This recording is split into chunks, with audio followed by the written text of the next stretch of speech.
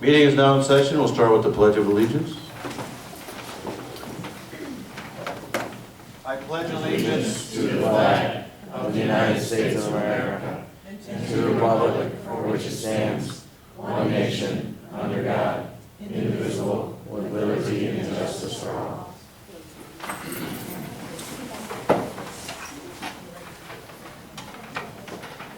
Good evening, everyone. Welcome. Glad to see you all this evening. Always good to have visitors, because after all, we are interesting, if nothing else. So we'll get started on the agenda this evening, and the first item on the agenda is the approval of the agenda. So I have no changes. I would like to make some changes, please, John. Okay. Let me find my notes, please. Okay. This is on the bills to be paid. Okay. I would like check number 327711, 327711. Okay. totaling $14,431.54 to BMO MasterCard, postponed until next month. I would like check number 327717, totaling $66,648.08 to Mid-America Energy Company, postponed till the next, not next month, the next meeting. And check number all three of these voted on separately. And check number 327776, totaling $41,852.86 to Hodges and Louisi, voted on separately. The other two I want postponed till our next meeting, I'm sorry. For what reason? I'd like to look at the first two bills, and the third bill, of course, as you know, I have a little problem with Hodges and Louisi, so I would like that voted on separately. Can you clarify what the problem is? Well, first off, let me just ask Carol. Yes. So the MasterCard, I would assume, is a payment that's due at a certain time, otherwise It's already been made, John, so we can postpone approving it because it's Oh, we already already made been made. It's, falls under the exception in board Right. policy. Right, that's okay, Right. that's not a Yeah. problem. I'll clarify So that. as long as it doesn't delay the No, payment, it's that's not. no problem. And then the energy company's been paid as well? Correct. Or I believe so. Carol? I can go look. Because we're not going to delay paying the energy company, we kind of need that. Yeah, that's our electric, and again, that falls under the exception of allowing us to release the check. Right, so the check is released. We're not gonna hold it up. Let me look, I'm not sure that was energy though. It is energy. Okay, thank you. That's 327717. Right. If the vendor's Mid-American, that is energy. That is our electric. And Liz, why do you want that separated though? Shouldn't we know why you want that? I can ask without having to tell you. But I will tell you since you have asked.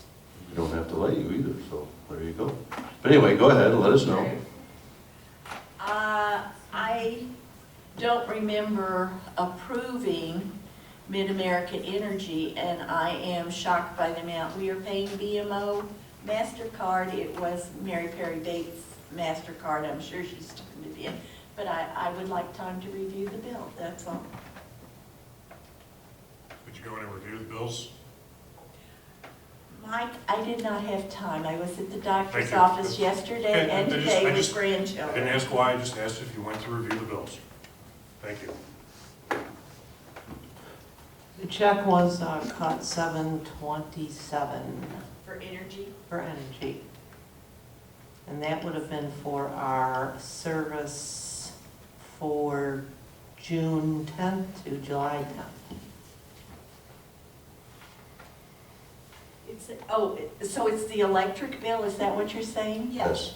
Okay, I thought that it was something else. Okay, so it can go back on the regular. So that one's okay. And then the MasterCard, so I would like to read. so that the MasterCard is a general use MasterCard, or?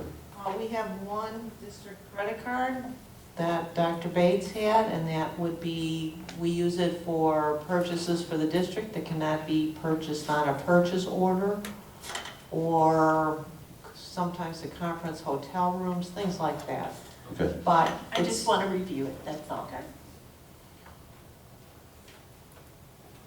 Since it's already been paid, I don't see that there's any issue There shouldn't. with waiting, so. So we'll change that motion to withdraw, we'll say all the checks besides 327711. No, 327, oh, yeah, Yeah. you're right, I'm sorry, John. It's okay. So we'll make one motion for everything minus that one, and then we'll have another motion just for Hodges and Luigi. Okay, You got all those motions? I got them. Good job. I can make that. Okay, then if there's no other changes, then I move we approve the agenda as amended. Second. Roll call. Motion by Anderson, second by Munda. Mrs. Conway. Yes. Ms. Campbell. yes, Mrs. Biondi. Yes. Yes? Mr. Drake. Yes. Mr. Walls. Yes. Mr. Munda. Yes. Mr. Anderson. Yes, I have 7 yes. thank you. All right. The next item is recognitions, and we have recognitions this evening for the Future Business Leaders of America National Leadership Conference. Mr. Anderson, thank you very much. You know, back in March, when I was honored enough to know that I was coming to Warren, I have a good friend who teaches business up in the Twin Cities. And when he asked, hey, where are you going to be superintendent? I said, Warren High School. He said, my goodness, they have the world's best FBLA organization. So that was my first appreciation for the great work that our FBLA students do here at Warren. And Chris Mason and Kelly Wilkerson are here to help celebrate some of our great students and their work in FBLA.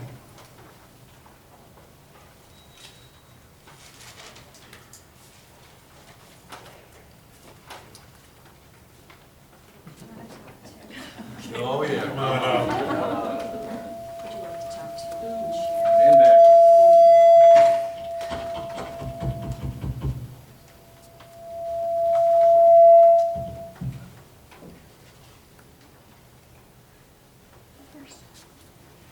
I guess I'll go first. Thank you for having us and for recognizing our members tonight. You know, we're very proud of our members. We were here after our state leadership conference. We were here last summer or last August. It's still summer to me. But you know, it's a joy to always be asked back, and it's, you know, a real joy that we have kids to recognize, obviously, because that's not a for sure thing. A little bit about our conference. It was held in Chicago this year. There were over 11,000 members and advisors in attendance from all over the country, as well as some other countries that now have FBLA chapters. It was the largest conference so far yet. And not only were our members there, we had 40 members compete. We actually had 42 members in attendance. We had 4 advisors and we had 1 chaperone in attendance. But because it was so close to our school, we also had some past graduates and former FBLA members who served as judges at the national conference. We had some current as well as past teachers and staff members serve as judges, and we had some of our professional members serve as judges. So it was sort of a family affair to have so many people involved from the Warren community. Some of the awards that our chapter got before we announced these kids, we were selected as one of the National Gold Seal Chapter Award of Merit. There are only 4 chapters in Illinois, and I believe Illinois has over 90 chapters, and only 4 received that distinction. We were awarded an outstanding chapter. Only 3 chapters in Illinois were awarded that. We were first place for the largest local FBLA chapter in the North Central region, which are the states surrounding Illinois, basically, with 390 members last year our chapter had, and we were the 5th overall nationwide in the largest chapter award. We also, I'm very proud, we had the first place professional member division. Professional members are those members of the community. They might be parents, they might be business owners. We have some staff members here that are professional members. And we had a total of 39 members, which was the largest not only in Illinois but in our region for a high school FBLA chapter to have. We have some of our students here tonight. Unfortunately, some of our students couldn't make it. Some have already left for college. And so we would like to recognize those that are here, and I'd also like to mention those that are not here. Sure.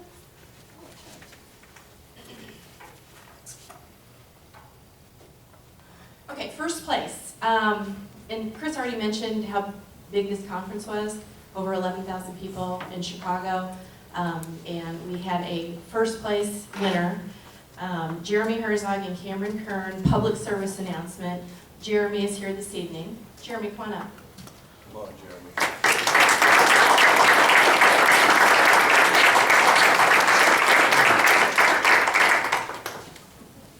Go shake hands, buddy. Good job. Congratulations. Jeremy is leaving soon for the University of Minnesota. Go for it. Go for it. Fourth place, and also here this evening, Connor Ledeen, business procedures.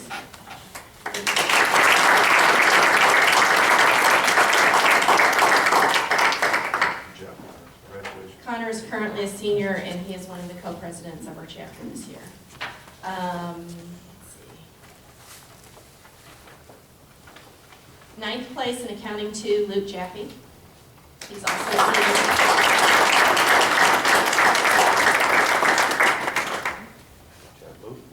Tough business,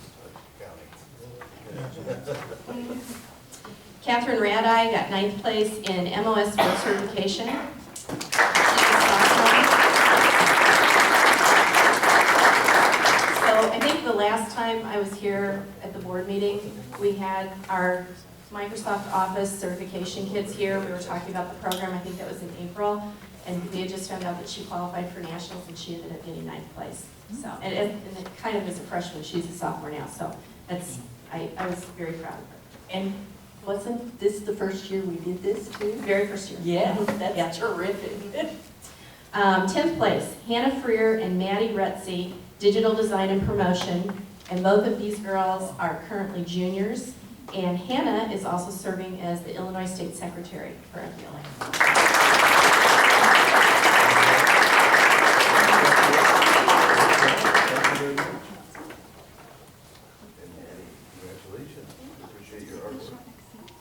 Okay, and one last award. Will, come on up. I'll talk while you're walking. Will was one of our chapter presidents last year, and in FBLA there is the Business Achievement Awards, and there are 4 different levels, and they get progressively harder each year. So for the future level, you have to put together a bulletin board and bring a friend to a meeting, and so it's not very difficult. But the America level is very difficult. And Will was able to complete all 4 levels of the Business Achievement Awards, and he was recognized at the national conference. He was also a finalist for Future Business Leader.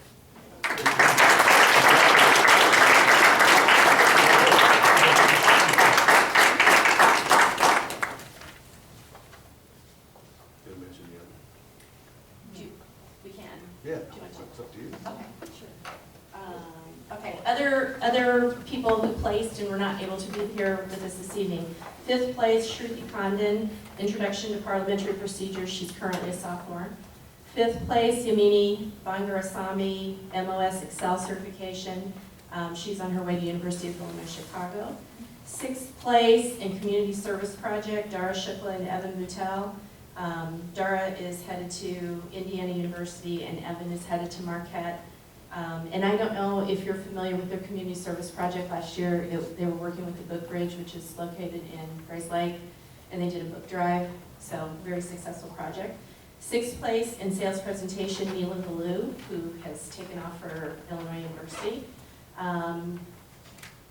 7th place, Natalie Cervantes in MLS Excel certification, and I think that's it for our finalists. So, we had 13 people make it to the stage, and with it being such a large conference and so competitive, we were extremely pleased with the results.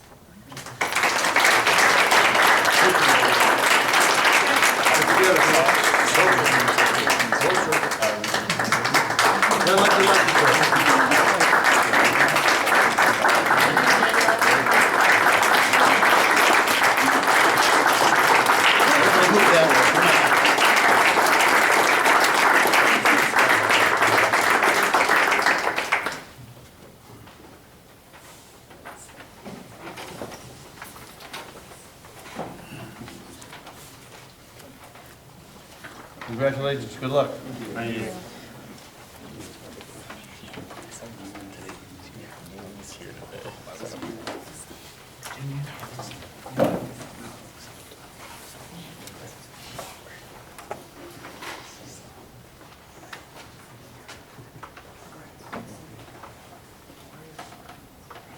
I want to thank Chris and Kelly, not only for doing such a great job, but those young people on short notice and having the board meeting so quick to the beginning of the school year. It speaks highly of your ability to get them together, so thank you so much for being here. All right, thank you. Moving along, the next item is reception of visitors. So this is a part of the meeting when anybody that wants to address the board may address the board. So if there's anyone here that would like to address the Board of Education, now would be the time.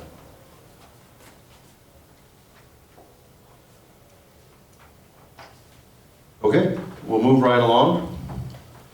The next item is the President's report, and I don't really have much to report today, so I guess I'll just turn the meeting over to you, Dr. Algram. Thank you so much. We have a number of items under the superintendent's report. First off, just some reminders for board members for the III conference in November. If anybody is planning on attending a pre-conference workshop, please let Jean know as soon as possible. Also, a heads up that on October 14th, the Illinois Association of School Board members will be hosting their fall dinner. And so that's Wednesday. I think it's in Fox Lake. I think it's a Wednesday evening, October 14th. So more information will be coming out on that. It hasn't been opened up yet. We put in the board packet the Keeping Posted from the Gurney newsletter, which came out in late July, so that was in all our homes, and tried to share some information about the district. We also did have one FOIA come into us. The FOIA came in from Lawrence Weisler of Cooney and Conway in Chicago. They requested access to or copies of any and all documents regarding and related to the construction and renovation of Warren Township High School, including architecture, blueprints, specs, bid books, contracts, all the way from the contemplation of the school up through 1992. So just wanted to share with you that FOIA came in. And I want to turn it over to Carol for the treasurer's report. Included in your packet is a preliminary June treasurer's report. The amounts are unaudited. They're on an accrual basis. Our audit will begin on Wednesday. We did end up this year doing better than we had expected and ended up with a surplus, which will give us some flexibility for the future. Once the audit's complete, we'll give you a final June treasurer's report. Thank you. Good. Thank you. Thanks, Carol. We have a number of items, presentations, short presentations, but very important presentations. So I'm going to ask Cheryl Parmenter to come up here, please. And we have a little report out, if you would, on a China trip. So we have some other students. Exciting. Did a little travel. Hi. Hi. Well, I'm back, Missed you. but I'm not going to be almond representative this year, so it's going to be left to a senior. But I'm here just for this meeting to talk about the China trip that we just had in June. And just before I start, okay, never mind. I was just going to ask if you guys something I could use to click the presentation for it. So do I just push the arrow? Yeah. Okay. So we went to China on June 4th, and then we came back in June, on like June 15th, so it was about 2 weeks that we were there, and we went to 4 different cities in the country, which were Beijing, Xi'an, Yangshuo, and Shanghai. And we just kind of put together a small slideshow with different pictures from our trip that the different students put together, and we actually made a Google Drive that's shared between all of the kids that went on the trip.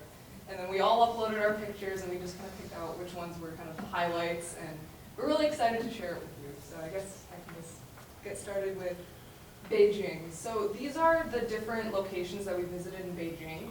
So this includes Tiananmen Square, the Forbidden City, the Beijing Zoo. We also did a tea ceremony at they said it was the official tea house of Beijing, and we also went to the Summer Palace, the Great Wall, and then we also visited the Olympic Village. So this is a picture that Ms. Parmenter took of Tiananmen Square, and this place is iconic for the picture of Mao Zedong on this building right in the middle here. And this was really great, and our tour guide told us that this is a really big tourist spot for everyone in China because a lot of people from the countryside come here. It's almost like a pilgrimage, so it was really special to visit this place. And here's us in the Forbidden City, and we had a selfie stick, so we were taking pictures of the Forbidden City. It was really fun. And this is a picture of some of the students at the Great Wall. Nicole's in this picture at the far right. And this is another picture of the Forbidden City. It just kind of shows you like the big view of the area. It was really beautiful. It was huge. And this is also some of the kids at the Olympic Village, and I'm sure that many of you can recognize this bird's nest. This is the place where they held the opening ceremonies in Beijing. It was a really special place to visit. So I will take it to Nicole now. Okay, so after we went to Beijing, we went to Xi'an for 2 days. While we were there, we went to the ancient city wall, the Wild Goose Pagoda, Muslim Quarters Market, a Tang Dynasty show and dinner, the Terracotta Warriors, and the Tang Dynasty Art Gallery. So this is on the first day we were there. We went on a bike ride along the walls. It's really cool. There was actually like tandem bikes. You could have 2 people on them. It's kind of hard. But this is at the Wild Goose Pagoda. This was the Muslim quarter, so there was like local food on the street, and there was just like shops, and that was pretty cool to go shopping for some time. This is us already before the Tang Dynasty show. And these are some pictures from the show. And then we went to the Terracotta Warriors, which is actually considered like the 8th wonder of the world. There's thousands of statues of warriors, and it's really cool because there's no 2 that are alike. They're all different. Like all their faces are different. And they were destroyed a really long time ago, so they're still like piecing them back together. So it's cool because you can see like the archaeologists like digging up pieces and piecing it all back together. Okay, and then we went to Yangshu, and that was a lot different from anything else we went to because it was the countryside, so it was really small. And we went on a countryside tour, the West Street Market, cave tour, and Moon Hill. So this is at a rice paddy farm that we went to, so we got to kind of see how people were living there. It was very different, smaller scale. We found like a basketball court in their little thing, so some of the guys got excited. And then this is West Street, so this is a great place for shopping, for like local goods. And then we went to a cave, so it was very colorful and fun. So selfie stick again. And then this is Moon Hill, which was really cool, so you got to hike up there. All right, and for the last place on our trip, we went to Shanghai, which featured some of the great places such as the World Financial Center, the Jade Buddha Temple, the Bund, Nanjing Street and Market, the Huangpu River Cruise, and the gardens and museums. So this is the World Financial Center, which is one of the tallest buildings in the world, and the elevator up is a very fast elevator that shoots you up and makes some people, such as myself, get dizzy and feel sick. But once you made it through the ride, it was an amazing view at the top, looking down at the rest of China. And there's one of the views. If you can make it up there, it's amazing. So this is the Bund. This is a place where you can go and you can see the city and you can take some cool pictures like we did, and you can get a nice view of the water. But we wanted some more. We wanted to see the place at night. So glad you asked, because we went on the night tour. This is us. Our entire group went on the night tour. Not a single person stayed back. And we got to go on a cruise in the night and go to see all the different places in Shanghai. And it was way different from the day because there's different people and there's a completely different ambiance at night. So we got to take some amazing pictures together. This is the Jade Buddha Temple. Inside, there's a bunch of different Jade Buddhas that you can go see. One of them was up on the second floor, and we weren't really sure how they got it up there because it weighed quite several hundred pounds. This is us in one of the gardens. As you can see, we enjoy taking pictures with the amazing scenery. And then this is us being cool in the gardens. So in conclusion, if you want to be cool like us, you should go to China. Because not only was this an amazing place to see, this was a trip of a lifetime that allowed us to synthesize the knowledge that we learned in our AP World class and actually see how it affects us and other people.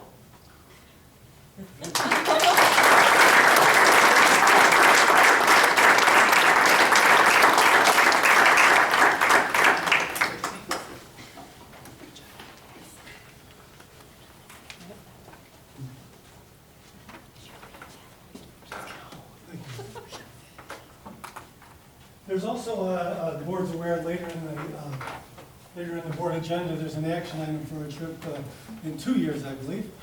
So there's, obviously the timing is great to see the value and benefits students get from traveling abroad, seeing some different cultures. And so we're excited that our students have those opportunities. Thanks, Cheryl, for bringing them in, sharing a little bit of your trip with us. We also have a little summer school report tonight. Mr. Karasek's going to come up and talk a little bit about summer school. Hi, Nate. What's up, Nate? John, how are you? Good. Good evening. What I'm here to do is talk a little bit about summer school. I can't believe we're talking about it in the past. It seems like it was such a long time ago. But the dates for summer school this year is in June 8th through June 25th was the first session, and the second was July 6th through the 23rd week. This year we did split it up, where we had a week in between, which is something we haven't done before. I'm not sure we're going to do it next year, but that's just how it ended up this current past year. To give you a little idea of the difference in size between what used to be our summer school program and what is current our summer school program, in the past, we used to run about 10 buses. Most students get a ride to school, but we ran about 10 buses in the past. This year we were down to 5. It took us about 5 minutes to clear the parking lot at the end of the day, which before it would take us a minimum of 15 minutes. We'd have to talk to the county to have them change the light out front so that we could have a little bit more time on our side. This current school year, I'm going to talk about in terms of grades that were earned as opposed to number of students, because I think that's the best representation of what the summer school program is about. This current school year, we had 517 students who earned a grade. Compared to the previous school year, where we had PE in the mix, the previous school year, we had 1,187 grades that were earned. For this current school year, 54% of the students earned A's, and to give you an idea of the difference, this was more of a remediation type school year as opposed to in the past where there was more, we used to call it enrichment, which was the PE, but because of the state's waiver, we no longer offer that except for students who did not pass during the school year. So that's why the significant reduction in numbers. And although it was remediation, you'll see that the percentage of students who earned passing grades was really great. We had 54% for this past school year earning A, 24% B, 12% C, 8% D, and only 1% failed in the summer, which I think is considered a pretty good success.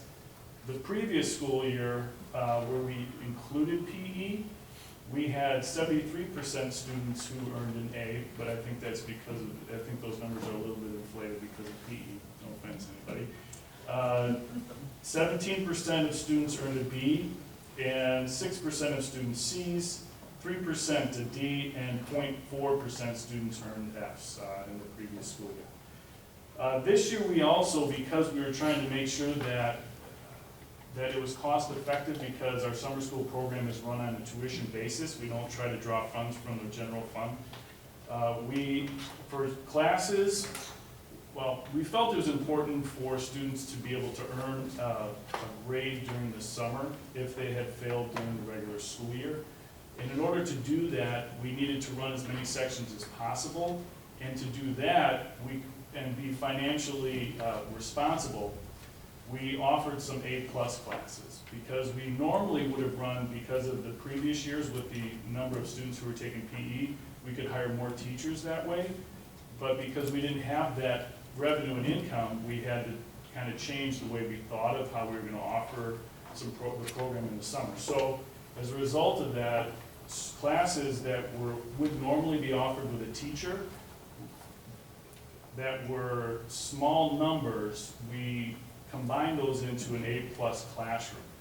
And what we did was we ran an A-plus class, and we had, so basically in the first session, I collapsed 8 sections of students and put them into a classroom, and there were only 24 students in there. So that kind of gives you an idea of what we were doing before. So out of those 8 sections, we weren't going to run a class that had about 2 students or 5, so we combined them all together. Similarly, in the second session, we had 7 sections that I collapsed into an A-plus section, and we had 28 students. So those 40, 50 kids were able to earn a grade over the summer, as opposed to being told, I'm sorry that you can't because we don't have a teacher for you. The average class size, I wanted to point this out. In 2015, which was this past school year, the average class size was 15.75, which I thought was a pretty good summer school size, because we want to get smaller class sizes. And then in the previous school year, for everybody, which included PE, the class sizes were up around 20.4. But with remediation classes or classes that were similar, if you're looking at apples to apples, the class size was about 15.8. So we were able to run at about the same capacity with a little bit of the tweaking that we had to do.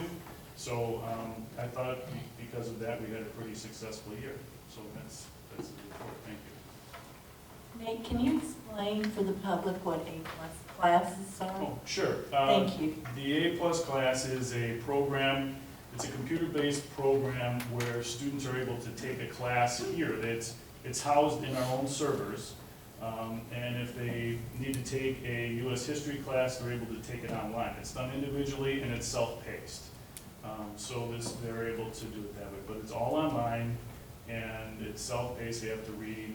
What we did have in the past, because math was a problem, or can be a tricky subject, and it's difficult online, we had a math teacher in the A-plus classroom to help students through that. So that was one of the additions that we had that would help those students.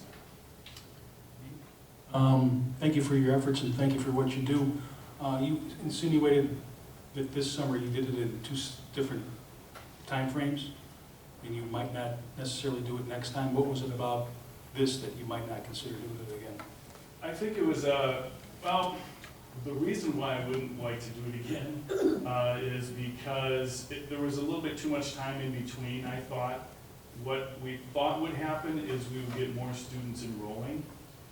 Students who, because generally, because it's a remediation program now, the students aren't extremely anxious to come to summer school, so the counselors work really, really hard to try and enroll those students and get them to come to summer school to make up some of the credits that they've missed.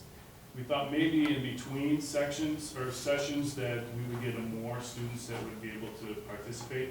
In fact, we didn't get any. So it's might as well just run it for a 6-week program. It's helpful. It gives us more time after summer school to start registration. I know that it kind of taxed everybody else because of the registration piece. So I think because of those reasons, that's why we would go back to the way it was. As the parent of a student who took summer classes, I think it's easier to stay on track for the 6 weeks together than to break it down. Yeah, and in addition, we have some 6-week-long courses that students take. So they were there for 3 weeks, had a week off, and then came back and picked it right back up. One of which would be driver's education. So it's more fluid that way. Thanks again. One of the things that I was actually talked to the board about 4 or 5 months ago now, and I actually had a conversation with Willie today about it, had to do with thinking outside the box in our summer programming a little bit to try to get kids more engaged in some different ways.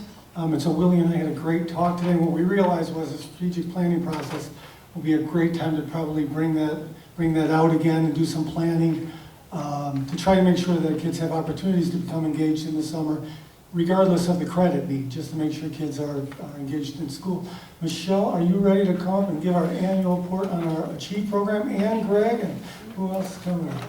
Oh, you guys, I got to hope Laura's coming out. Pat, holy cow. You guys don't want to be upstaged? Here's our Achieve team. Well, the Achieve program is really an extension of our at-risk programming. It's really designed to try to identify kids early, provide some supports for kids before it gets to crisis stage, and we're scrambling to get kids caught up. We're trying to build in some safety nets. So we decided 2 years ago when we started this program to reach out to our feeder schools in the spring and ask our student services people to communicate with their student services people to identify kids who are struggling academically, possibly struggling with behaviors that are getting in the ways of their learning, and we, in the summer, send out a letter to those kids inviting them to come in for this program. Now, we realized early that they just aren't going to come if you invite them. So our deans that have spent some time in the summer in our building have reached out to those parents and have called them. Rafael Soto, who speaks Spanish, was able to reach out to several of our Spanish-speaking parents, invite those parents in for a conversation, tell them a little bit about the program. The idea of getting them into the summer with these kids, it's very important that the first contact they have with us is positive. Because too often, you know, they're being called in for negative things. Your son or daughters are doing well, they've done this in class. So we want that first contact to be positive so that they feel welcome in our building. And we try to convince them to join this program. And we try to provide a fun program for the kids so they get used to our building, they have a positive outlook on our building. And it's really going to help them, in our minds, transition into high school. We're trying to help them, if you think of it in terms of building a house, provide that solid foundation. The house is only as good as its foundation. So I'm going to let Michelle kind of talk about the things that we do curricularly with those kids. So our Achieve team is made up of approximately 16 staff members, and that's a combination of administrators, teachers, and student services. So it's a really well-blended team. And so what our team decided for the year is we started with the summer workshops. We actually have already had students in the building. We invited them in the Monday before school started and had a workshop where they did a school scavenger hunt. We had a student panel where we invited some of our students from last year that were in our Achieve program to come back as leaders, as student leaders, and they did a Q&A session with them. And then we also did a team building challenge activity. So our goal was to make it positive, fun, and just start building relationships with them. So, and we also provided lunch, so that was a good way to end. So that was our first event, and then our plan for the year is to have 4 workshops, one each quarter, focused around growth mindset, executive functioning skills, and effective habits of teens. So those are kind of the topics of some of those workshops. And the first one I should mention was goal setting, and we're really going to utilize our college and career counselor to get with these kids early and help in goal setting, and then we'll come back to that at the end. So those are some of the topics. And then also this year what we want to do is take our team, and we're going to divide our total number of students within our team members by lunch period, and we're going to try to have monthly huddles, essentially, where we try to huddle around our kids and support when they need support, motivate when they need motivation, and so have that monthly contact in addition to the quarterly workshops. So then we hope to end the year with a celebratory kind of showcasing at the end of the year as we help them be successful their freshman year. So we're also hoping to utilize the sophomores, not just at that beginning workshop where they already helped us out, but we want to keep our relationship with the students who worked last year. We're going to kind of weave them into our workshops as student leaders. and try to get the ones that maybe aren't ready to step up as student leaders that still might need some support to continue to invite them even as sophomores. So I'm going to hand it over to Laura because we've been working with our Almond team to figure out how to now transition and help these kids as they come to Almond. So this summer, we are beginning a mentoring initiative here. The administrators, Mr. Keeley, Mr. Parrott, Mr. Karasek, Ms. Belmont, and myself, and Mr. Geocaris, are all going to be mentors to about 10 to 12 students. These students were identified through interventions that they were part of at O'Plain, School Within a School, the ARC class, students that were low on credits or might have had multiple failures. We collected some materials this summer and created some materials this summer to help with that mentoring process.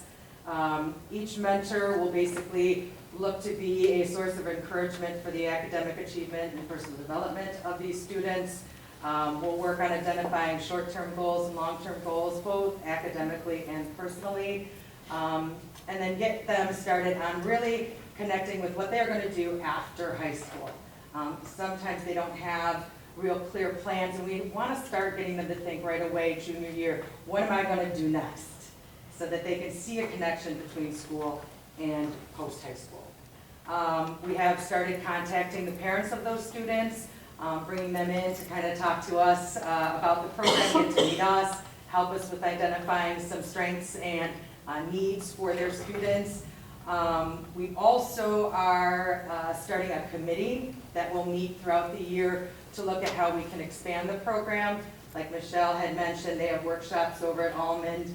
We're looking at, can that fit in here at O'Plain, can that fit in here at Almond? Are we going to do maybe small group mentoring, continue one-on-one mentoring? How are we going to work it here so that it is a full year program that can work for Almond? Oh, one other thing I forgot to mention, one other thing we did this summer to kind of help some students that were new to our district, our transfer students, we did provide a new transfer student orientation for juniors and seniors that were coming into Almond. It was held during junior orientation. We did have about 12 out of the 33 students attend. We've invited past transfer students in to talk to them. Those past students kind of gave hints about how they survived at Warren the first couple weeks, particularly about lunch periods, because that's kind of the scariest time for these new students. They don't know anyone. There's 300 people in the cafeteria. Where are they going to sit? We gave a little survey at the end, and all the students felt that this was very helpful. They particularly liked hearing where other transfer students were. I saw a number of students in the hallways afterwards, and all of them said they were really nervous about coming, but after that they felt much more comfortable. So that was another successful initiative that we took. Thanks, everyone. These are some of our annual reports that pretty much we're starting to fill in an annual board schedule of reports that regularly will be on. I think we're going to talk about testing in September. I want to just remind the board, so you noticed and we talked earlier about the fact that in your packets there's a monthly staffing report, so if you have any questions on that, please direct that to me, but that's just an overview of our staff by departments and ultimately just an oversight of how those departments all come together relative to our enrollment. So we'll talk about that over time, especially when we get into the spring and we start to talk about staffing for next year and the next couple of years. I also wanted to remind the board that we do have our strategic planning dates that we gave out last meeting have been set, so we're all good to go with that. Hopefully you'll be able to make as many of those as you can. We've put at your places the book Great by Choice. It's a follow-up by Collins for those of you that were in the first time around the strategic plan and read Good to Great. Obviously this is a follow-up, and there's, for those of you that haven't read it, we included a little summary of that that you may want to pre-read prior to getting on this read. But this will be your homework prior to us starting that strategic planning in October, and those are just the dates again of those planning sessions. We'll continue to send those out. I wanted to just touch on a few other things that some of our great administrative staff have touched on, but registration went very well. Our leadership team and our staff do a great job of facilitating registration. I was amazed at the consistency in our data of our number of families that registered on day 1 and day 2 and day 3 and on the late date.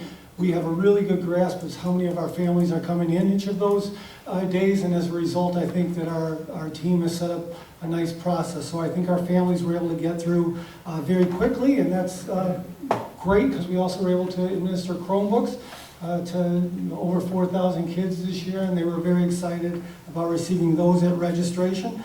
It also forced us to move our textbook distribution to a different process, which ultimately has had some other benefits for us in terms of efficiency and effectiveness through the school. So that was another thing that we reflected on this morning when we were kind of debriefing the last couple weeks here. The Digital Citizenship Day was awesome, so thanks to our instructional team and tech team for helping us get that out to our staff and students on the first day.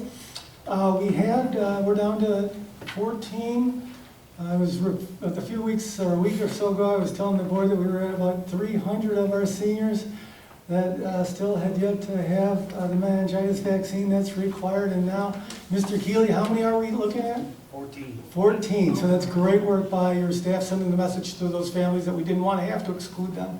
But unfortunately, we would have to if they didn't get on it. So we're down to 14 students there that we're dealing with. Also probably dealing with some freshmen over at O'Plain who are working on those physicals, and that's probably an annual process every year. I want to thank, we had great assemblies the first Friday of school to recognize our girls track and boys lacrosse program, but also welcome the students back to school. It was awesome to see the different flavor of both of those assemblies at each of the schools for me. So I want to thank the staff for allowing me to go in and just kind of witness that. And I do think it's important to assemble the kids together. There's a lot of power in each of those buildings and having 2,000 students around to kind of welcome each other back as well. This week we do have our first of 2 open houses. So we've got Allman this week on Thursday evening. In conjunction with our open house, we're also going to do another technology forum open to our families in our community to try to make sure they're getting some information on the Chromebooks and technology and our digital citizenship. So we're excited to continue to try to educate our families as well as our community on the effective and safe use of technology now that the students all have access regularly. So that's my superintendent's report. And I think we're going to move on. So thank you very much for your time. Thanks to everybody who contributed to the report this evening. Thank you, Dr. Albrum. We'll move along to the new business portion of the agenda, which is the first item is the approval of the resolution for preparation of a tentative budget for 2015-16. I move to approve the resolution for preparation of tentative budget for the fiscal year commencing July 1st, 2015 and ending June 30th, 2016. Second. Roll call. Motion by Biondi, second by Anderson. Mr. Munda? Yes. Ms. Campbell? Yes. Mrs. Conway? Yes. Mr. Drake? Yes. Mr. Walls? Yes. Mrs. Biondi? Yes. Mr. Anderson? Yes. 7 yes, motion carries. Next item on the agenda is the approval of an AP World History trip to Australia and New Zealand, proposed for May 31st, 17 through June 11th of 17. She's back. Hi. Thanks for having the students. They were so excited to come talk to you guys. I want to go. We'll see. There's an application process. So I'm here to request for Australia, New Zealand, and Fiji, summer of 2017. So it's a little over a year or so away, hopefully giving enough time for students to pay. It is a bit more expensive this year, and so we're expecting a smaller group, which we kind of like when we're going further distances. Anyways, China was a perfect size, about 22 kids, and we were able to kind of just navigate and move around very, very easily. A lot of them had been with us for Greece and Italy already, and so they were kind of pros by that time too. This area especially, I think, is important. We've heard about Oceania in our AP World courses, in our Western Civ courses, our honors and Western Civ courses. It's not really covered that much. It's Australia, New Zealand, and Fiji. So short of maybe some like World War II item hopping stuff, the kids don't necessarily hear about it. So I think it would be really great to expand their world knowledge, their general knowledge by going through these places. So just to give you some highlights, we go to Auckland, New Zealand, which is the northern island, and they'll see some geothermal areas like hot springs, craters, and geysers, and mud pits. They'll get to shear some sheep, and then also go to Maori villages, which are the native tribal group of New Zealand. If you've ever seen the haka dance, rugby or anything, it's very intimidating dance, cultural dance. Look it up. It's very, very interesting. So they'll hear about legends and tribal customs. They'll get to see that kind of dance going on and have a traditional dinner in the village. And we'll go to Australia, focused on Sydney. So we're not bouncing around a ton. Go to the Opera House, see some koalas, kangaroos, do a harbor cruise, see where the settlers landed in 1788. So there's a lot of history there. And then we fly to Fiji, which is more kind of a laid back, get to hopefully get into the ocean a little bit. But what I think is the most important part, actually, of this whole entire trip is in Fiji, they get to hang out with the village, like villagers, and they get to tour a local school. They get to have lunch with the local community. They're going to have like one-on-one with people. And as much as I love China, we didn't necessarily have a ton of one-on-one. And so overall, that's probably what I'm most excited about because I think really showed how much they enjoyed it, and like Colton there was saying, it is really, really meaningful to them. And so to have some relationship with them, I think would be even more. I hope you guys will approve this. Thank you so much for your support. Thank you.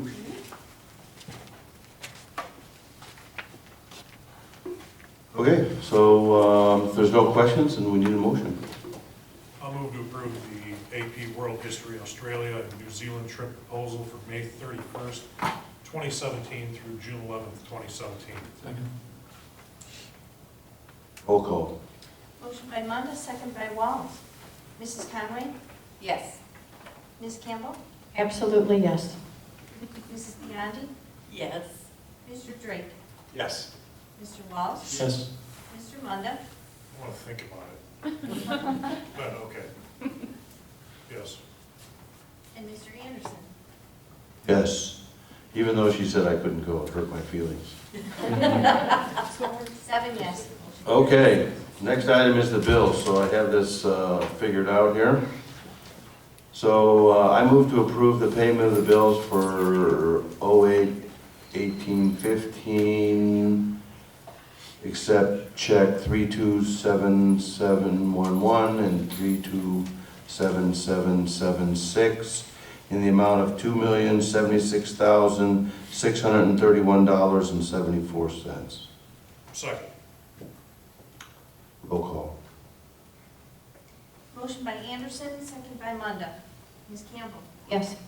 Mrs. Biondi? Yes. Mr. Walsh? Yes.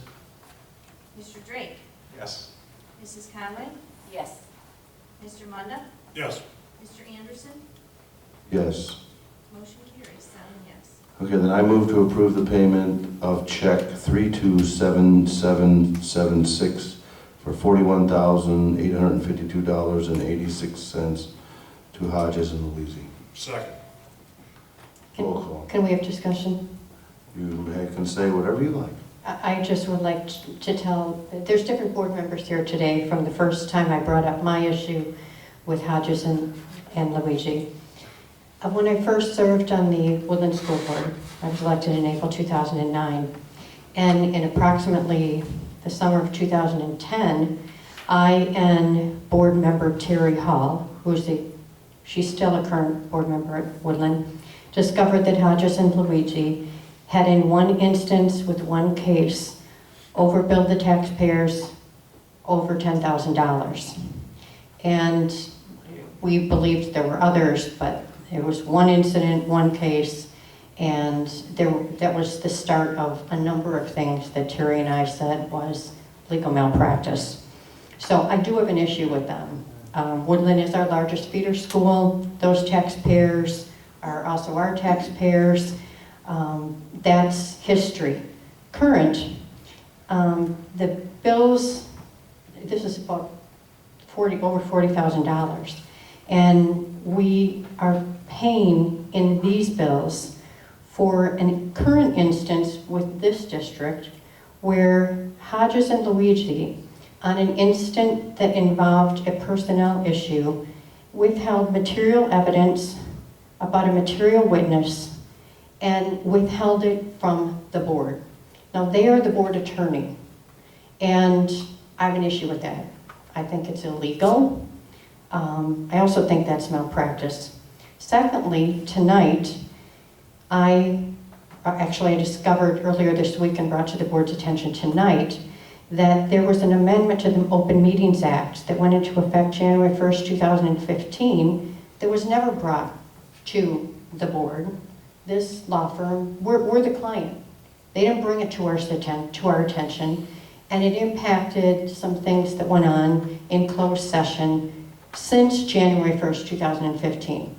They have not provided that counsel to us. That is their job. We are the client. That, I believe, is malpractice, and that's why I do not want to pay them. I didn't approve to pay them last month, and I think we need to look at what kind of service they are providing to us as a client. We are the client, not anybody else. And when there are law changes and they're putting it on their website and other public officials are telling me about it and they've never given it to us as the client, I'm sorry, that's malpractice. Okay. So the incident you said about, withholding information, if you just write that down for me and give it to me. Okay, when was that? We'll get it in writing first, and then we'll July. July. We're just hearing of it now? We were all there. We all knew what happened. Well, let's just, We were all there. yeah, I understand. She's, you know which one she's talking about. Everybody I knows don't know what what I'm issue, talking about. but you know what the time frame was. So just Right, and write it down. then, can I just say, they as the lawyer scrambled to give it to all 7 of us. After they scrambled and discovered that material evidence, Yeah. they had I it, remember. and I I said, remember. can we all have a copy? And they acted as if they couldn't get out and go to a copy machine and give all 7 of us, Yeah. the client, a copy. I remember. Just write it down, the details for me again, and Okay. then we'll talk about it. Okay. All right. So, we have a motion and a second. Roll call. Motion by Anderson, second by Munda. Mr. Drake? Yes. Mr. Walls? Yes. Mrs. Conway? Yes. Mrs. Biondi? No. Ms. Campbell? No. Mr. Munda? Yes. Mr. Anderson? Yes. I have 5 yes, 2 no. Motion carries. Okay, next item is the approval of the hiring recommendations per Exhibit A. If we have no questions, we need a motion. I'll move to approve Exhibit A hiring recommendations, numbers 30 through 67, as posted. Second. Roll call. Motion by Munda, second by Drake. Mr. Walls? Yes. Mrs. Conway? Yes. Ms. Campbell? Yes. Mrs. Biondi? Yes. Mr. Drake? Yes. Mr. Munda? Yes. Mr. Anderson? Yes. I have 7 yes. Motion carries. Next item on the agenda is the approval of the regular meeting minutes and executive session minutes of July 21st, 2015. I'll move to approve regular minute meetings and executive session minute meetings of July 21st, 2015. Second. Roll call. Motion by Munda, second by Conway. Mr. Walls? Yes. Mrs. Biondi? No. Mr. Drake? Yes. Ms. Campbell? No. Mrs. Conway? Yes. Mr. Munda? Yes. Mr. Anderson? Yes. I have 5 yes, 2 no. Motion carries. Thank you. That is the last item on the agenda, so I move we adjourn the meeting. Second. Roll call. Motion by Anderson, second by Munda. Mrs. Biondi? Yes. Mrs. Conway? Yes. Mr. Walls? Yes. Mrs. Campbell? Yes. Mr. Drake? Yes. Mr. Munda? Yes. Mr. Anderson? Yes. 7 yes, motion carries. Thank you, everyone. Have a good evening. We'll see you soon.